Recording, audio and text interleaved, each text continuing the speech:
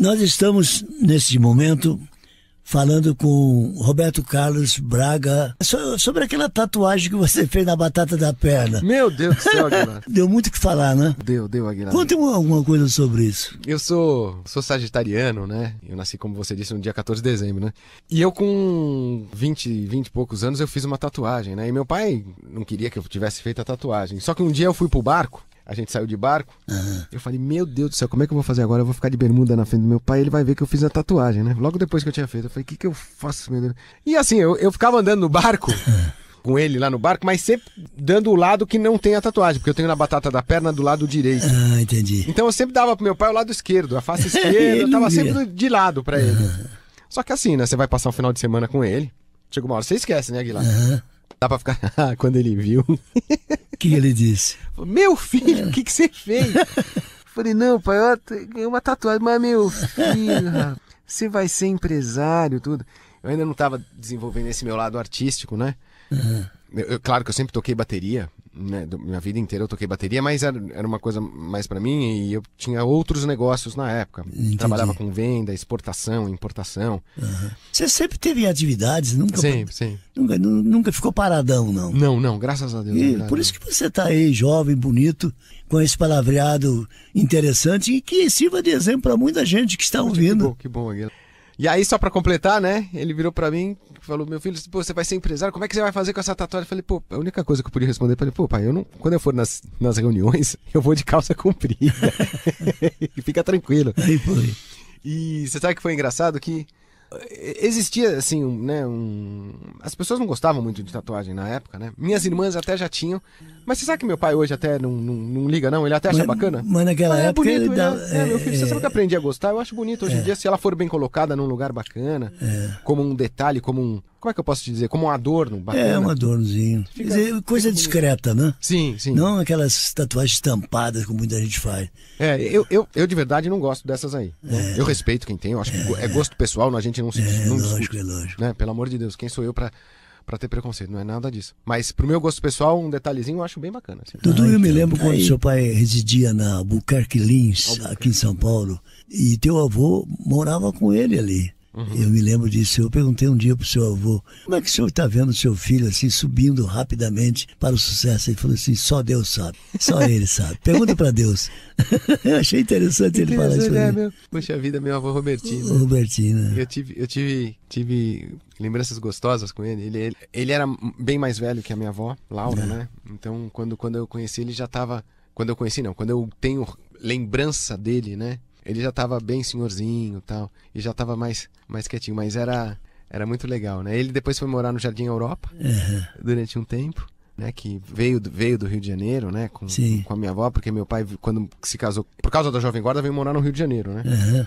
E aí morou aqui durante um tempo, morou um tempo em São Paulo, e depois voltou pro Rio de novo. Voltou pro Rio. Depois voltou. Eu tenho uma curiosidade que talvez é interessante citar para você, né? Teu pai, quando fez a primeira música sacra, foi o Jesus Cristo.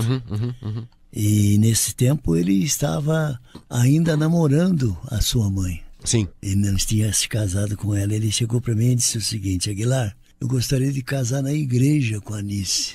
Eu fiz uma música sacra, vê se você consegue fazer uma entrevista com o bispo de São Paulo, aí, o arcebispo, que era Dom Agnello Rossi. Eu tenho essa reportagem escrita. Vê se ele deixa eu cantar na igreja Jesus Cristo. Por isso eu vou ver se eu conquisto ele para casar com a Anice aí. Ele tem a loucura para casar aqui na igreja no Brasil.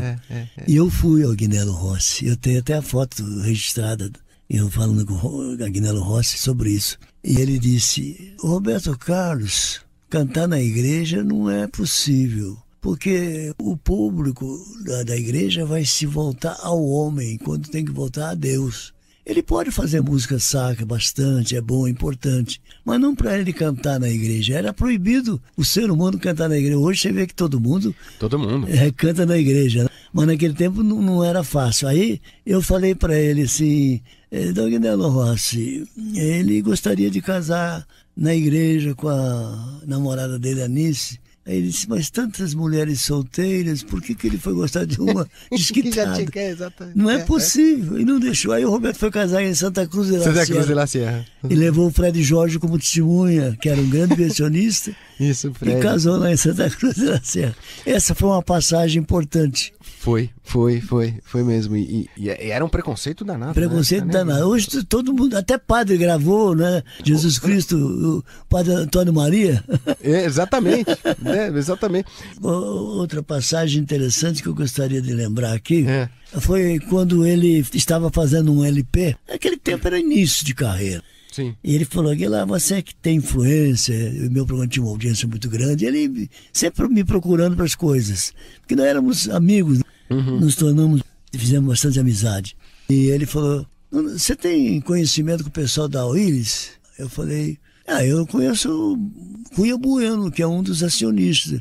Ele falou, vê se ele me dá um carro esporte e eu ponho na capa do LP. Eu falei, fui lá falar com o Cunha Bueno. Procurei o Cunha Bueno e falei, tem um cantor chamado Roberto Carlos, ele vai fazer um LP de juventude, que tem que não falar jovem guarda, juventude. Ele gostaria de fazer uma capa com um carro esporte, mas ele gostaria de ganhar de presente. Falei, mas quem é o Roberto Carlos? Eu não posso dar um carro para ele. Hoje todo mundo oferece carro, Roberto. Então eu vejo ontem e o hoje, né? Como é a vida. Total, né? A inversão das coisas, né? As coisas passam, né, galera? Mas é história. E você sabe que o meu avô, que era casado com a minha avó Minerva, claro, né? Ele chegou a trabalhar no Willis, né? Ele era jornalista. Edmundo Rossi chamava. Uma curiosidade, você botou assim, meu pai tem a fama de ser supersticioso. Eu nasci justamente no sábado 14, após uma sexta-feira 13, no dia de Santa Luzia. Exatamente. Santa Luzia é a santa dos olhos. Porque o meu pai, né, é devoto hoje em dia. Santa Luzia. De Santa Luzia. Também sou. É um conflito, né, tipo... A gente brinca, né, na família, Aguilar, que meu pai deve ter feito uma força. Eu nasci realmente no dia 14, né? E o dia de Santa Luzia no dia 13. E a gente fala, meu pai deve ter feito uma força danada pra eu nascer no dia 14, né? Deve ter feito tudo que podia, né? Mas não teve jeito, né? Não, acabei nascendo no dia 14, né? Só que a sexta-feira que antecedeu o dia 14 era uma sexta-feira 13, que era dia de Santa Luzia. Ah, entende. Eu falo, superstição e religião, né? É uma grande. Meu pai é um cara muito religioso, mas também tem superstição, né? Então ele deve ter ficado num conflito entre as duas coisas. Mas você sabe que por causa... Tem uma coisa muito bacana, muito bonita, que meu pai até hoje guarda... Ele, depois que eu nasci, e como eu vinha enxergar, né? Hoje eu não enxergo mais, mas eu enxerguei durante 22 anos. Nas primeiras cirurgias que eu fiz, meu pai fez uma promessa que ele guarda até hoje, o dia 13 de dezembro. Então ele não trabalha, não atende nem telefone. Não, né? Não. Justamente porque ele guarda esse dia, que é o dia 13 de dezembro, que é o dia de Santa Luzia. Que interessante. Que é a padroeira dos olhos, né? É uma informação importantíssima para as pessoas terem um conhecimento de como o Roberto é fiel à religiosidade, né? Aquele propósito que ele faz. Não é porque ele é o ídolo que ele vai agora fazer o que ele quer, ele faz o que ele vê que tem que ser feito. Não, e mesmo, promessa é promessa. Promessa é promessa. Eu sou católico, tudo, mas respeito, claro, todos os credos, todas as religiões, mas assim, promessa é promessa. Então ele fez a promessa, não é porque depois de 20 anos eu perdi minha visão, que ele deixou de cumprir a promessa. Exatamente. Porque a promessa foi feita naquele momento. Se eu viesse a enxergar, que ele guardaria todo o dia 13. E eu vim enxergar. Foram 22 anos enxergando, mas eu vim enxergar. É isso aí. E você sabe que, porque foi o seguinte, a minha mãe faleceu em 90. 90, é. E aí, claro, o glaucoma sempre foi minha mãe que cuidou, toda a minha família, minha avó Laura, minha avó Minerva também. Mas quando a minha mãe faleceu, a minha avó Minerva faleceu um tempo logo depois, e aí eu tive o problema de descolamento de retina, com 22 anos. E quem cuidou de mim, claro, fora meu pai, sempre comigo, foi a minha avó Laura, né? Que foram 2 anos de tratamento que eu fiquei em Houston, no Texas, sendo, né, e a minha avó. E aí eu não podia deixar de homenageá-la, né, com o nome da minha filhota, Laurinha, que é uma fofura. E eu vou te falar, viu, o nome foi muito bem dado, porque a minha avó Laura tinha uma energia. e a Laurinha, minha filhota, rapaz do céu, Aguilar, ela não para um minuto. Parece que ela foi ligada na tomada. Tem uma energia. E você sabe que quando eu fiquei sabendo do sexo, né? Quando a Valesca, minha esposa, estava grávida, quando eu fiquei sabendo do sexo... Qual é o nome de sua esposa? Valesca. Valesca, né? E eu tava... Eu fui pro meu pai um show em Belo Horizonte e a gente voltou. Juntos, né? Toda a família. Quando a gente voltou junto, a Suzana Lamounier, que trabalha com ele, perguntou, e aí, Dudu, já sabe qual é o sexo? eu queria contar isso pra ele reservadamente, né? Pro meu pai. E a gente tava no avião, ele falou, eu falei, já sei. E parei, não continuei. Eu querendo que morresse o assunto. Sei. Ela falou, tá, mas fala qual é o sexo, então. Eu falei, é menina. Aí eu falei, ela vai perguntar. E já tem nome? Eu falei também, eu tentando encerrar o assunto. Tem nome. Meio bravo, sabe? Ela falou, então fala o nome. Quando ela falou, vai o nome, a minha feição já mudou. Porque eu sabia que a gente ia se emocionar naquele momento, né?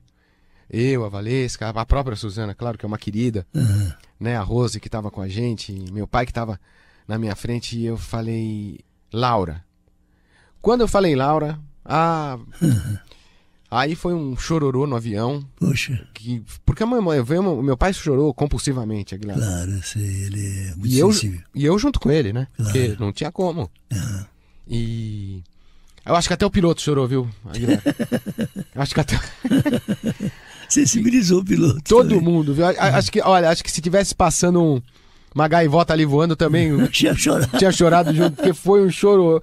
Mas acho que, meu Deus do céu, foi uma emoção tremenda, mas foi muito bacana poder homenagear minha avó. E eu acho que o nomezinho dela tá lá com a Laurinha, foi muito bem colocado. Então vamos ouvir Lady Laura? Pô, só se for agora. Lady Laura com Roberto Carlos. Aguilar, eu não sei se o papai te contou como ele fez essa música. O Jesus Cristo. O Jesus Cristo. Não contou. Essa história é muito bonita. Ele foi pra uma cidade do Paraná, não sei se pra Maringá ou pra Londrina, e ele ia fazer um show lá, e ele tava no hotel num final de tarde, na frente da praça. O hotel da cidade era na frente de uma praça. E aí ele chegou na janela do hotel, e o pôr do sol, né, aquele sol de final de tarde, bateu no rosto dele, ele olhou assim aquela praça, né, aquele sol se pondo, e ele falou, Jesus Cristo, eu estou aqui. E dali ele começou a fazer a música. Nasceu a inspiração ali. Com essa inspiração, com aquele pôr do sol. Coisa linda, né? A inspiração dos poetas, dos Foi o compositores. primeiro hino que ele fez, né? Foi. Depois ele fez outros mais, todos bonitos. Mas Dudu, uma pena que a gente já tá terminando o programa. Pô, mas já, Aguilar, caramba. É? Queria ficar mais, pô. Queria ficar mais aqui?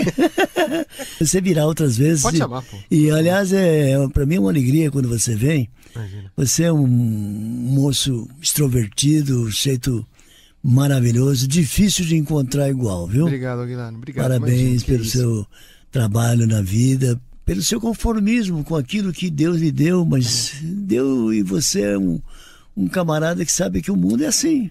Com certeza, com certeza. Tudo é válido. Enquanto houver vida, o que vale é a vida. É isso aí. E falando nisso, tem a música do meu pai que pra mim é um hino. Qual é? É preciso saber viver. Então, vamos tocar ela. Vamos embora. É isso aí. É preciso saber viver com Roberto Carlos a pedido do Segundinho, ou melhor, pro Dudu. Nem segundinho. Segundinho também. Segundinho.